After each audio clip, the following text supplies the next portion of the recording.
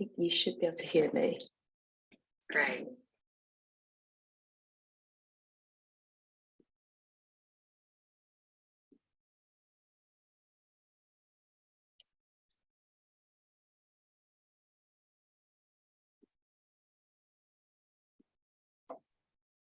Yep, hi, I can hear you, Mimi. Can you hear me? Yeah, I can. Thanks. Hi. Hi, let's just wait a couple more minutes for. Yeah, sure. No problems. I see you're using Jane's account. Maybe it might be useful to rename. Yeah, cool. Thanks.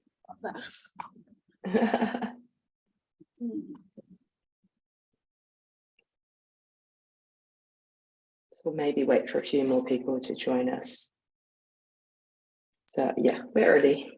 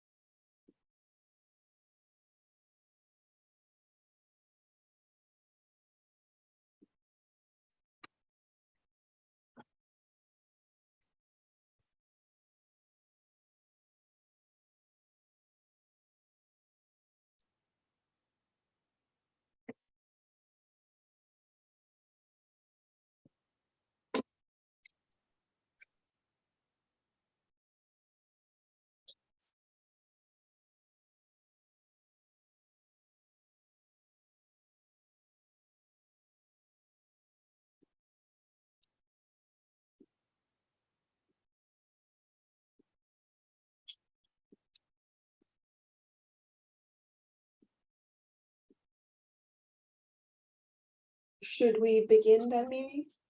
Yeah, maybe. I think we've got yeah, let's kick off. Yeah, we're 2 minutes past the hour, so I'm sure people will join as they take their lunch break or otherwise. So let's kick off. Great to be here, Megan. Okay, so welcome everyone. Thanks for spending your lunch break with us. Today we have Dr. Mimi Zou here, and we're going to talk about strategies to overcome adoption challenges, adopting an AI into your business. So without further ado, let's begin. Dr. Mimi Zou is a co-founder of Directly, which is the company sponsoring our webinar today. She is an award-winning and experienced dual qualified and multilingual business lawyer, a deep tech innovator and entrepreneur, senior advisor and board member to government, business, and international organizations, also a professor at world-leading universities. And there's me, I'm Megan.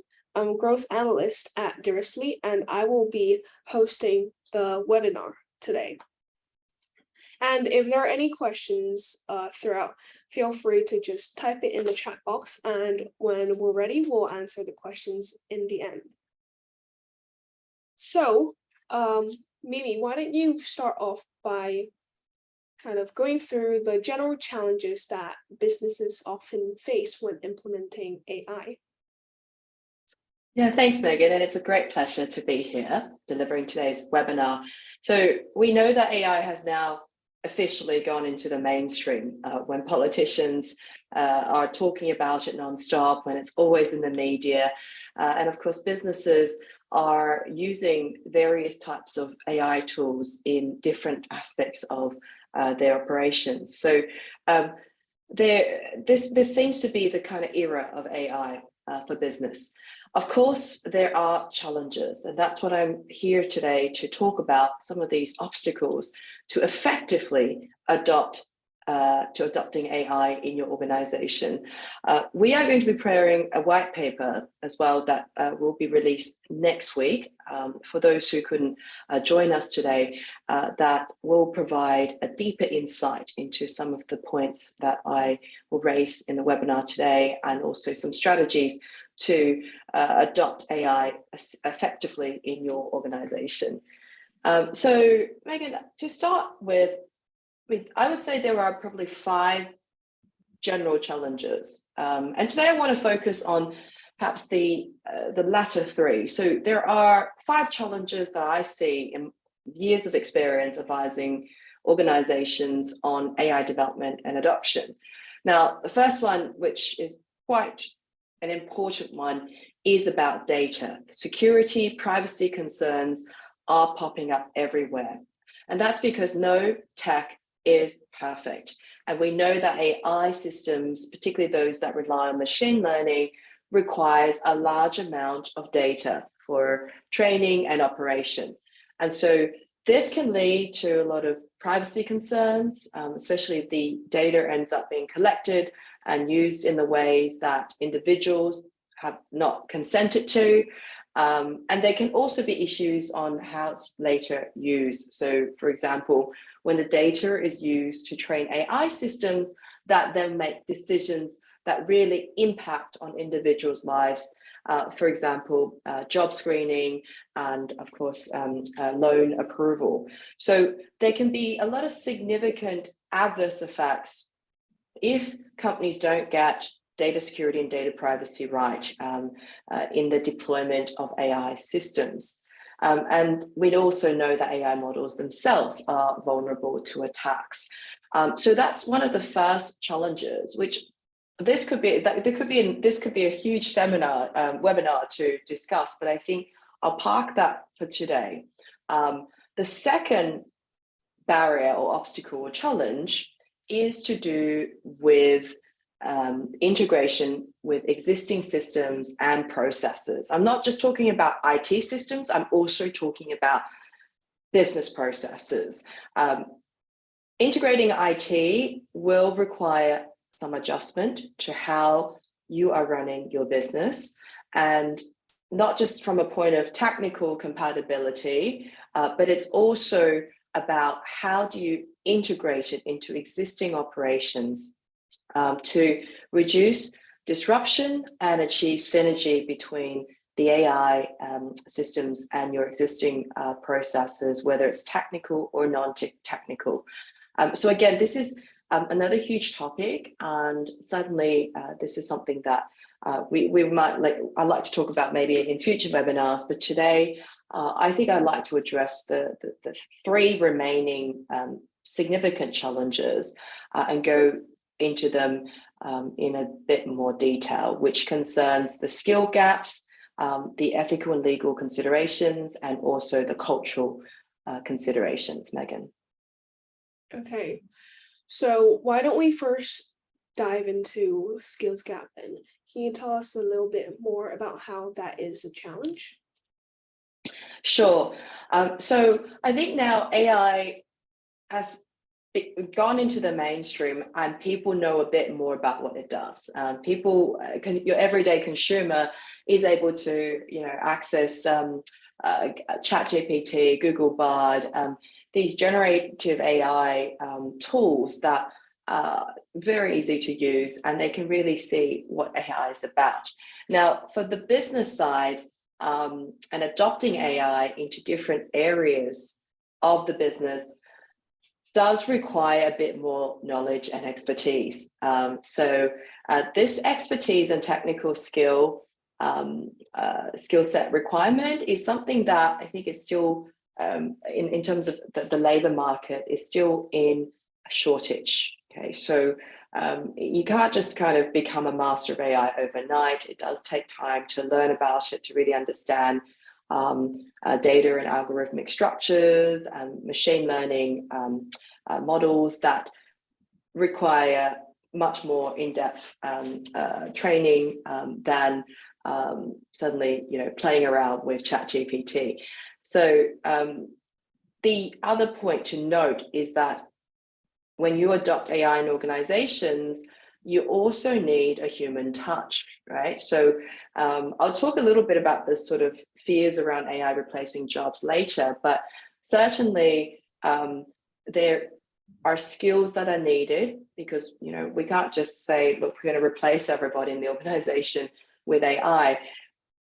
The most effective way to integrate AI into your organization is have people who understands the technology, the limitations, the capabilities, and be able to also know how to solve at least some basic problems when those problems occur. So in many ways, all employees really need to understand what AI can do and cannot do in order to effectively use it.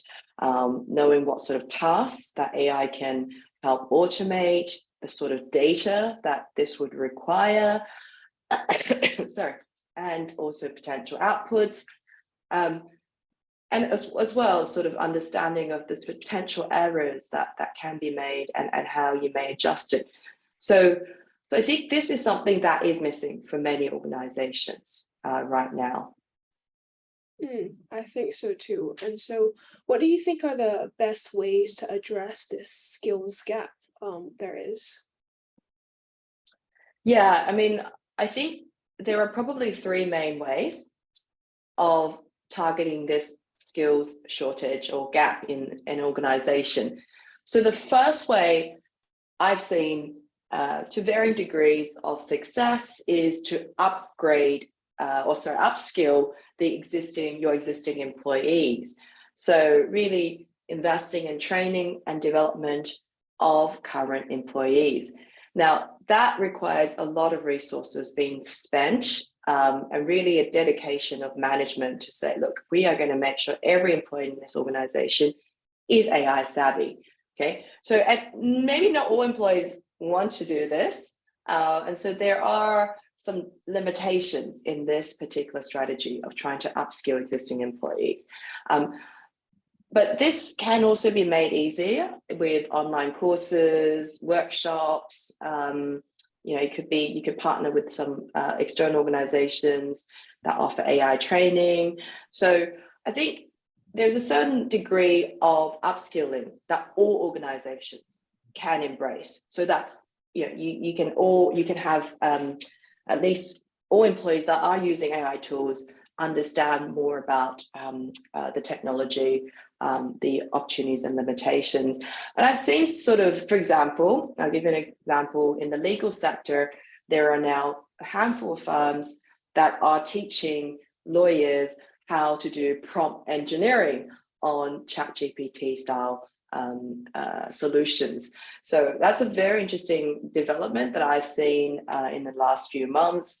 Rather than training junior lawyers how to draft contracts, you actually learn to be prompt engineers. So that's one way of addressing this skills shortage, skill gap in AI within organizations. The second way is to hire AI talent. So De-Riskly, as you know, is founded at the University of Oxford with a group of computer scientists and lawyers.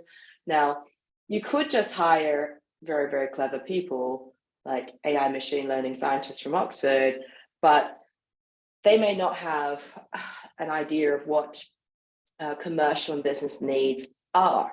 Okay, so basically the challenge here is that you want to attract qualified AI talent. And so you can partner with universities, special recruitment agencies, but really those who have the talent in terms of technical talent and is able to actually effectively deploy it in the business setting, that then still requires you to invest in those employees to ensure that when they do come out of these top universities with PhDs in machine learning, that they quickly adapt to the commercial realities of your business. And so that's my suggestion of how you can effectively hire external AI talent for your organization and give them that sort of, and invest in them so that they become really a part of your business, not just like, oh, that's the data science team that I just hired. So, and then finally, the third way, which is probably the most, the quickest short term, is to look at a variety of partnerships. So you can partner with existing AI organizations, startups, research institutions, firms that specialize in developing AI solutions and implementation. So they can provide you with the guidance, the technical expertise and insights to shape and implement your AI adoption strategy. And so collaboration could be in various forms. So we can talk about, joint projects, pilots, consulting engagements, also some outsourcing of AI development tasks, also the implementation of some AI tools that external providers have already developed, and you can sort of plug and play very much what they basically can do with reputation management and customer support using AI to enhance those existing functions within your organization. So yeah, so that's sort of in a nutshell what I would recommend to address this skill gap. Okay, so 3 very different ways, but also very effective ways. And I guess first we just have to decide on which one kind of fits in with them better, because all 3 of those methods I think are very valid, and firms would just have to decide which one they decide to use to address a skill gap. Okay. Yeah, it just depends on the organization involved. Yeah. Moving on, you mentioned that there are some ethical and legal considerations when implementing AI. Can you tell us more about that? Yeah, I mean, this is a huge area, which I've been working on for a long time, because obviously my background originally, I was a lawyer, I still am, but in terms of this area is something that will only become more significant as AI becomes mainstream. So there are many ethical and legal issues that can arise, and we won't have time to talk about all of them today. One particular consideration, which I think could be of concern for many organizations, would be bias and accuracy. So, AI, like any technology, is not perfect. And because AI systems learn from data, any biases in the data can also be learned and amplified by AI systems. And that can lead to some negative and unintended consequences that involve bias and discrimination. So, machine learning models learn from the data they're trained on. And so if there is bias in the training data, then the models can learn and reproduce those biases. So for example, if you are adopting an AI recruitment tool in your HR function, some of these tools could be trained on historical hiring data that may favor men over women. And so in a sense, the AI tool may also favor male candidates over female candidates in the selection process. And we all know that this is actually in breach of equality and anti-discrimination laws. So organizations really have to be very, very careful when they adopt AI. And in terms of obviously legal considerations, this is an area where it is going to explode. So today, if you just see in the news in the G7 summit, AI is like on the top of the agenda for the countries, the G7 member states. It's really now all around the world. Governments are looking at regulating this technology, and the technology is moving even more quickly than the regulators' attempts. But certainly for companies that are faced with the need to implement AI, I think they're faced with the uncertainty of the regulatory developments that we are already seeing. For example, the EU has and will be implementing a new AI legislation to govern a range of activities. So the point of the legislation, the new AI Act, is to ensure that there is oversight, human oversight over AI systems, and that the AI is safe, it's transparent, traceable, and non-discriminatory. And this is trying to regulate many of the concerns that industry, NGOs, and different stakeholders in this AI governance field have been raising for many years. So it has taken a long time, but certainly right now, companies and organizations from different sectors, they need to keep an eye on some of these regulatory developments all around the world. There are also ethical standards as well that need to be complied with. Before we move on, there's a question from the audience, and I think it's a very good question. They're asking about this new AI Act in the EU. So do you think that anything like that will be implemented in the UK as well? Would it be a very similar approach, or do you think it will be a stricter or a laxer approach? What are your thoughts on regulating AI in the UK? The UK, yeah, that's a great question. I mean, I am advising the UK government have been advising them for the last 2 years on this particular area. I'm an expert member on the advisory board of the Centre for Data Ethics and Innovation, which is responsible for implementing the National Data Strategy and the National AI Strategy. And so UK is very careful to see what other jurisdictions are doing.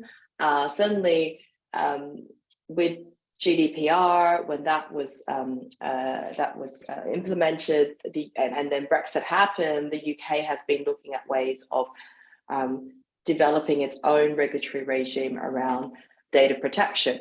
Now, I could say that this is probably similar to the regulation of AI. And what I have seen, the documents that have been released publicly over the last 6 months indicate certainly an approach that wants to maintain innovation. So UK wants to be an AI superpower, but is also wary of all of these, concerns about the risk of AI to society. And so I think that the UK right now, it will sort of do a wait and see approach. It is certainly more in favor of a principle-based approach, so really regulation based on principles rather than prescriptive regulation. So that's what I anticipate. Again, I could be wrong, but certainly being very close to this area of development. This is my personal view. Very interesting. We got a little inside scoop on what the future may hold. Anyways, moving on. You talked a lot about these ethical and legal considerations. What are some tips you could give businesses on navigating these ethical guidelines and also all the regulations you just talked about?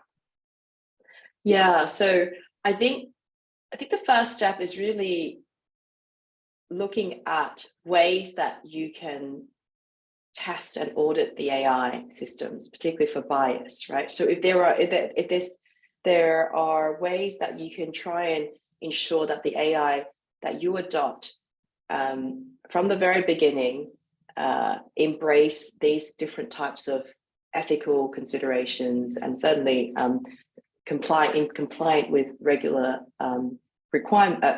requirements, that is sort of the first step. So, doing things yourself, ensuring that you have the system set up that can be tested and audited for bias, for discrimination, and that you also have systems set up that can not only identify these issues, but also correct potential issues of bias as well. So you can have techniques like fairness testing, where you can analyze the outcomes across different demographic groups to check disparities. So that would be one suggestion that is very practical.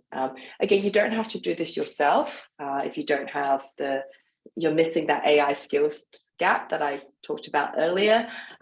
There are now a growing number of external vendors that can come in and help you test and audit your AI systems.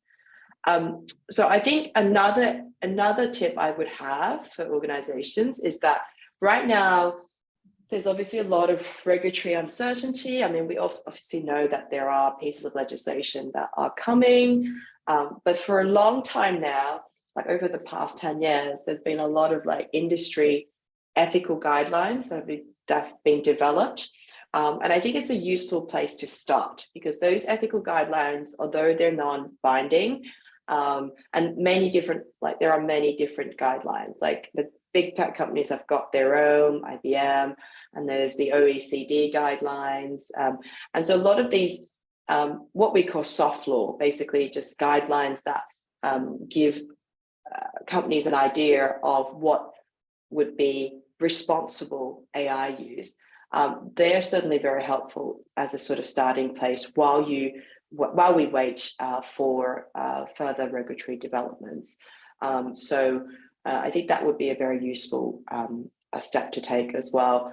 And then I think training is really important. So from really my experience of advising companies, it's just that when you don't have sufficiently trained employees, things can go wrong. Okay, so it's very important to have the human in the loop, but that human really has to know how that technology works. They need to be aware of the limitations and the risks of that technology, and really know also, they should be also aware of the ethical guidelines, and then of course any related regulations, not just regulations on AI, but also data privacy and security. And so I think ensuring employees have the right training is something that, again, organizations can actually start tomorrow. In terms of the compliance with the regulations, I think right now keeping abreast of what's happening, I mean, in terms of policy developments is a good start. It's obviously harder to sort of see how these new laws, such as the AI Act, will actually be implemented and enforced. But certainly, I think if organizations are already adopting ethical guidelines for AI, they will be already ahead of the game. I see. That sounds like a lot of options again for firms to kind of navigate all these regulations. And so you mentioned that there might be cultural resistance when implementing AI. I thought that was a very interesting point, and that didn't actually come across to me when I read this in our title, because I feel like technology is everywhere in this world now, and I couldn't believe it when you said there's still cultural resistance. Can you tell us more about that? Yeah. I think it's an interesting it's an interesting and significant barrier because yeah, I think I agree. I mean, it seems like, I can't imagine organizations are still, everything is non-digital, right? In this day and age that we live. Yet, I think sometimes what happens is that people, well, when it comes to AI, people do read what's in the news, and they read reports, including reports by very esteemed researchers from top universities that say that jobs will be replaced by AI, and not just in 20, 30 years, but immediately.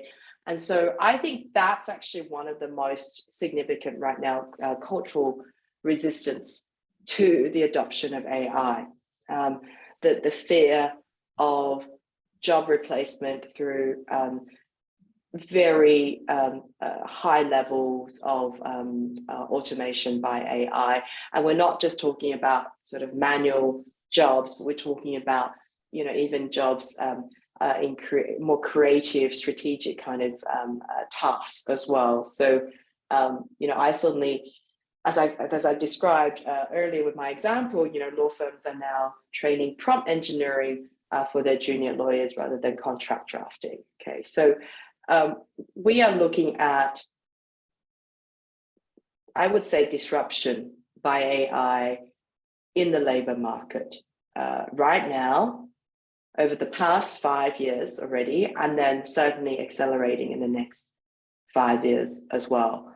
And so this is why people are worried, and people, realize that it's not just the repetitive manual jobs, but it could actually be actually parts of human work that we think that AI will never take over, but it's certainly capable of doing so. So, when a senior executive comes in and say, look, hey guys, we're going to adopt AI in all these different areas, I think employees will be naturally a bit scared. Okay, so this is just something that, this is life. This is sort of like people are very risk averse when it comes to change. And so when decisions are coming from top to bottom as well in some organizations, then this is going to make change even harder to implement. Now, that's on the one hand, executives that want to drive AI throughout the organization. There are obviously also executives that are probably also, even though they may say, okay, this could save cost by driving efficiency in some areas, they may also have a mentality of, if it ain't broke, don't fix it kind of approach. And so they may be curious about AI adoption, but the preference is for status quo for whatever reason, organizational reasons, or their the personal reasons of the leadership. They just don't want change. So that it could be two ways, the resistance to change, both at the kind of employee level and then the management level. So yeah, so this is a hard one. This is a really difficult one. I can't really give sort of a quick solutions to address this challenge. I think, again, if you had to force me to say what I would think I would do if I was CEO at an organization that has huge resistance to change, particularly in adopting new technology, I think it just means that you have to really work with the whole workforce. Okay, it can't be top down, and it really has to be bottom up. It really has to be senior management listening to employees' concerns, and then be able to also use training, use education, really get them to understand the benefits and the impact that AI can have on the business. Create incentive structures for employees to embrace the use of AI. And you do need that assurance that actually, right now, economically, we are facing a very challenging employment, from an employment security point of view. It's not necessarily because of AI. There's headlines that say,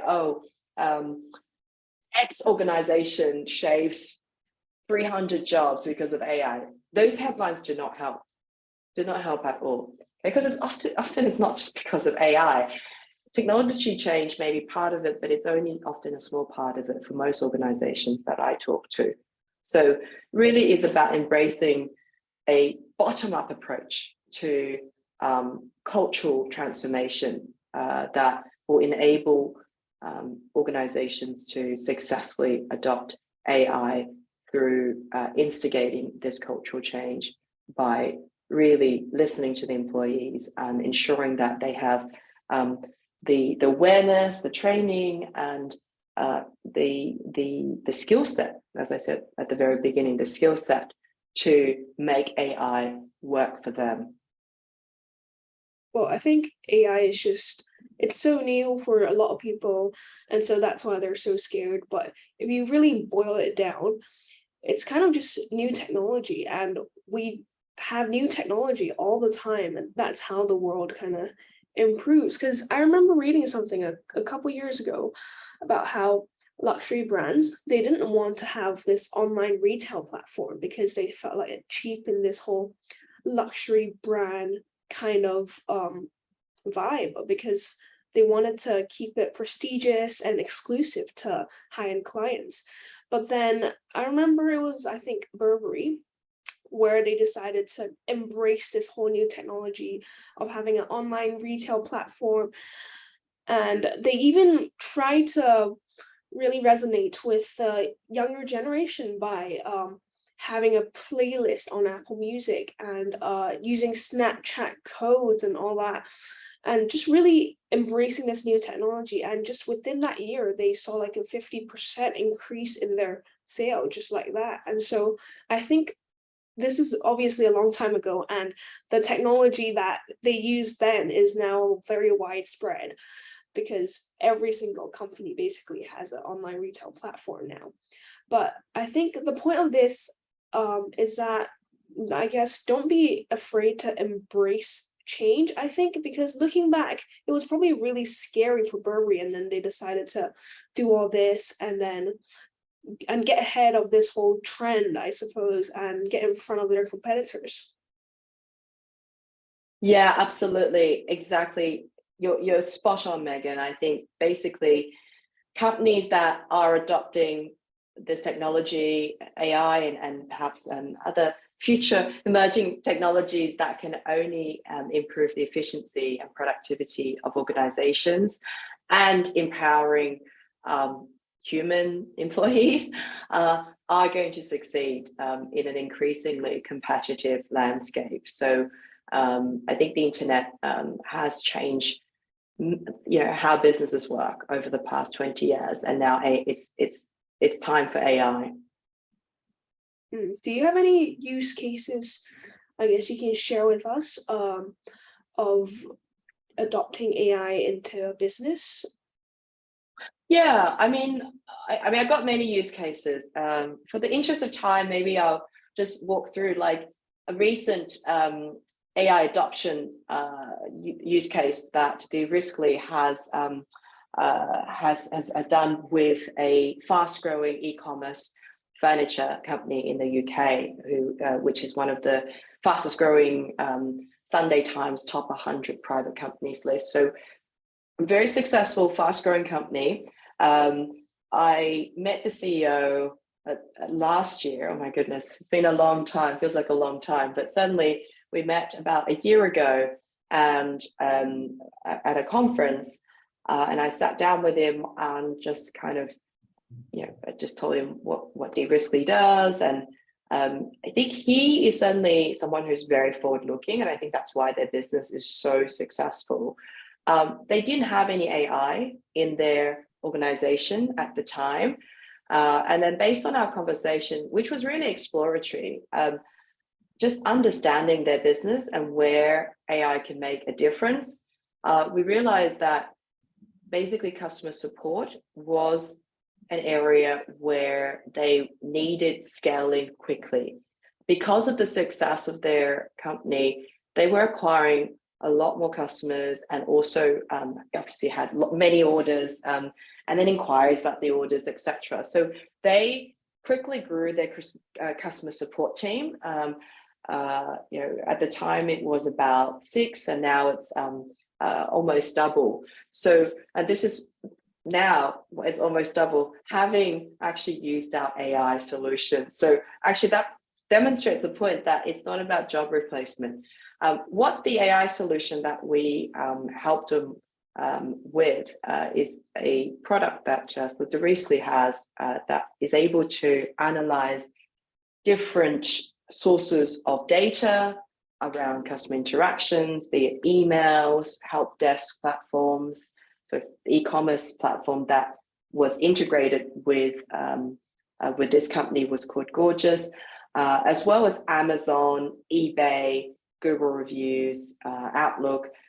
And so the CEO introduced us to their customer support team. We had a few discovery calls, really sat down with their team to see what were their pain points and where AI, particularly natural language processing models, could help them analyze their data better. And also what they really wanted was to also reduce the time that their customer service agents spent on replying to customers, replying to their emails, replying to their Trustpilot reviews.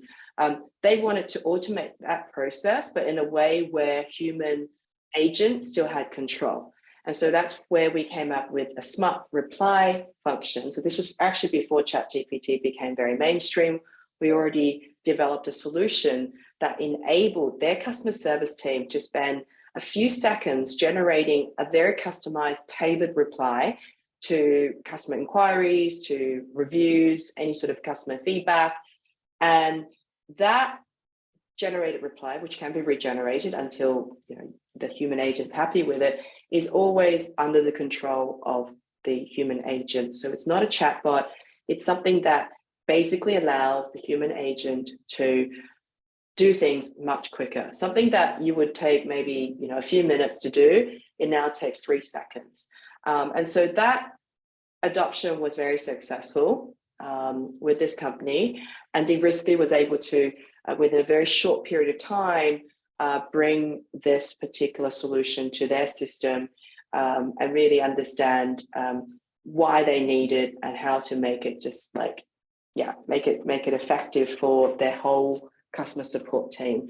And the customer support team has grown. So it's basically, I think, an indication of how AI can also help your business scale without all those concerns about job replacement. Wow. So that would be one use case. I'll give you more, but I think I'm happy to move on. Yeah, I'm also a bit conscious of time, because obviously your time is very valuable.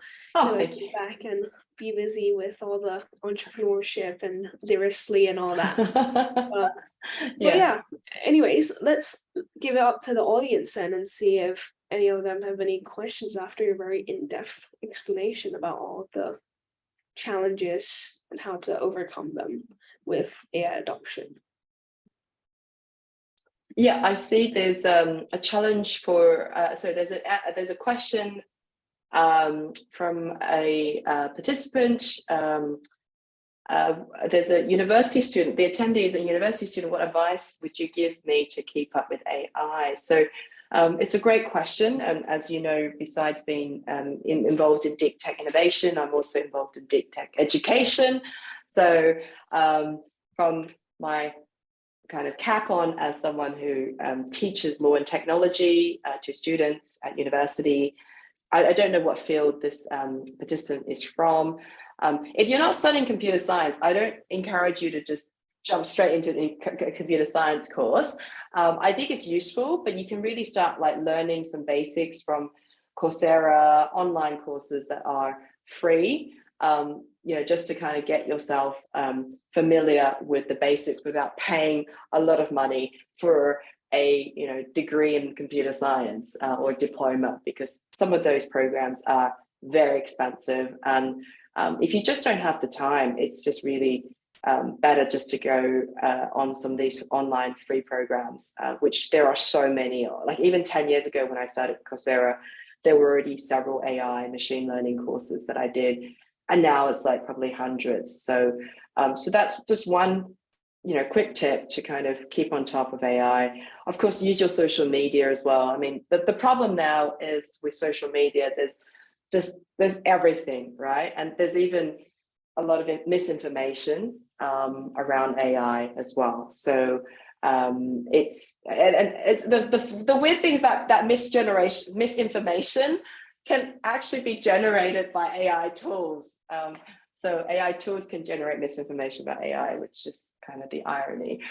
So you have to be quite careful when you are, trying to learn more about AI from social media, just as you have to be very careful about learning anything from social media.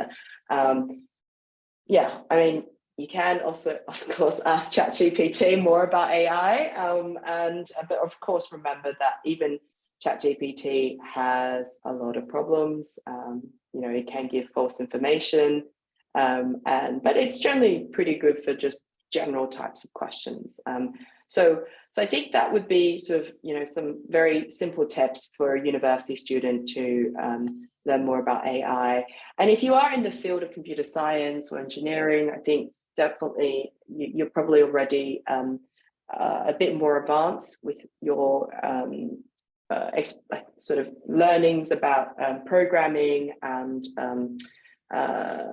perhaps now you've already done a course in your degree, getting some experience, work experience. There's many AI companies that are popping up, so we are at Theoristically also looking for interns. So certainly I think be proactive, because as I've said, this skill gap is going to be quite significant right now in the short term. Okay, it's going to be addressed in the medium term, because I think that's how labor markets change. There are definitely more people now enrolled in computer science degrees than law degrees.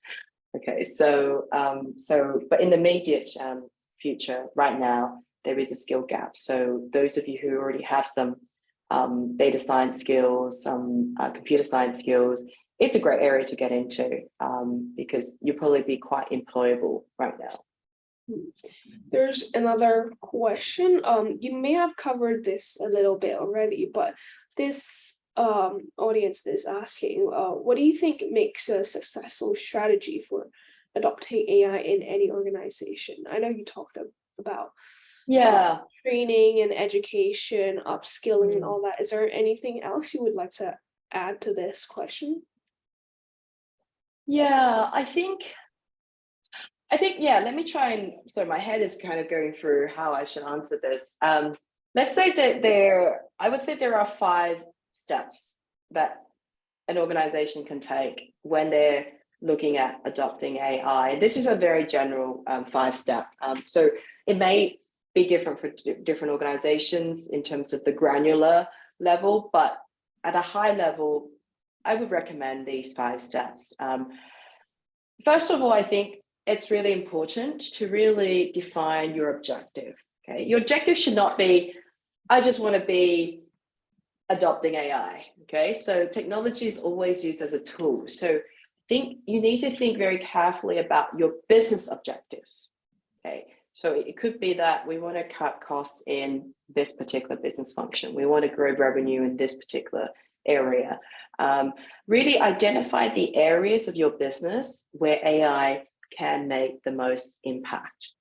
So that would be really the first step. And as part of that is also prioritizing those use cases. Because now I could say within any organization, including small organizations, they don't realize this, but there are actually many use cases for AI.